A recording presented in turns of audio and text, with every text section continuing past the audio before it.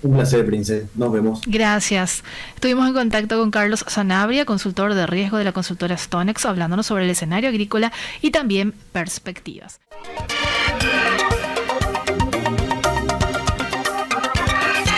Economía a mil. Llegó la hora de conocer a la pick-up que va a redefinirlo todo. Un vehículo con una fuerza increíble, con una capacidad sorprendente, con tecnología nunca vista en el segmento. Y además, un diseño extraordinario. La pick-up, el líder de la raza fuerte, está creando un nuevo estándar en la categoría. Llegó la nueva generación de Ford Ranger. Prepárate para lo imposible.